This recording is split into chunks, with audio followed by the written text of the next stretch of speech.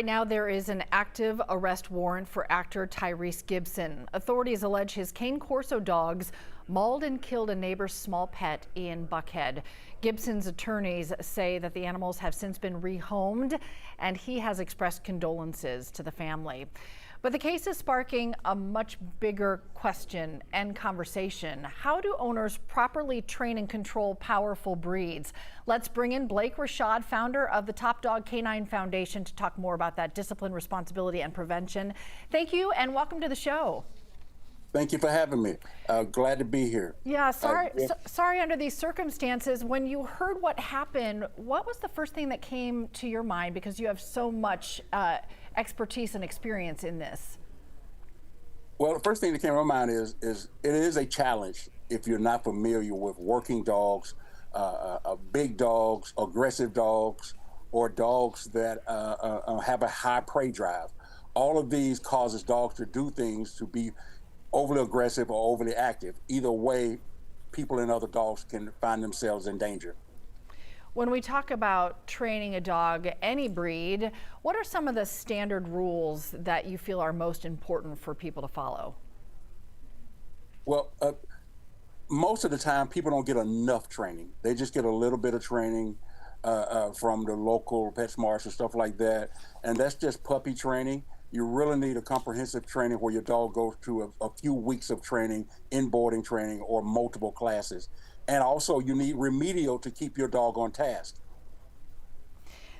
In the case of Tyrese Gibson's dogs, those are cane corsos. They're huge.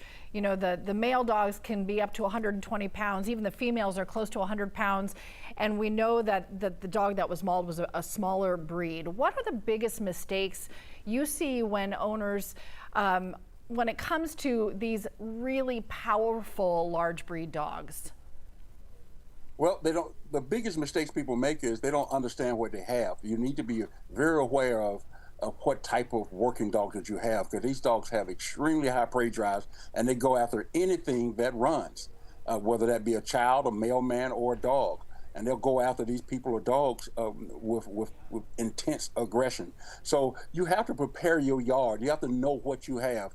And you have to walk your property and make sure that your yard hasn't changed.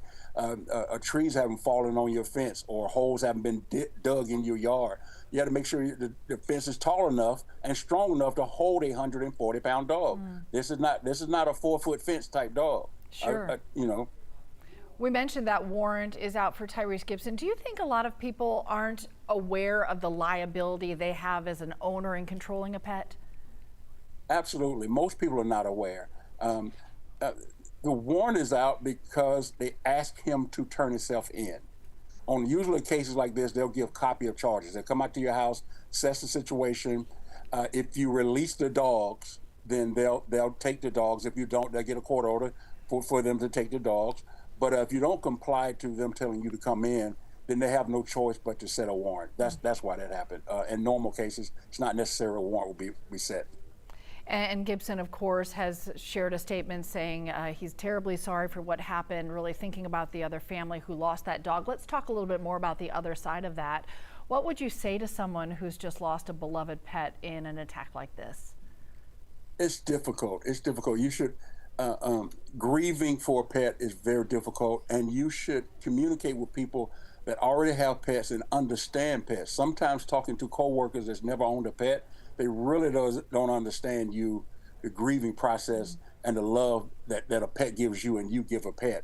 So they kind of look at you a little odd because they really don't understand. So you want to reach out to people that really understand, possibly the people that already knew your pet and who's probably going to share that loss.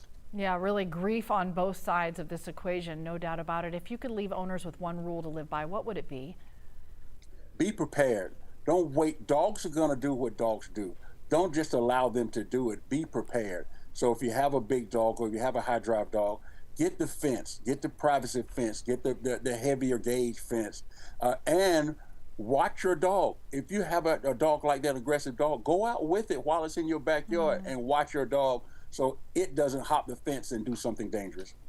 Blake, thanks so much. We appreciate it. Dogs are such a big part of our lives, really part of our families, and we appreciate your time.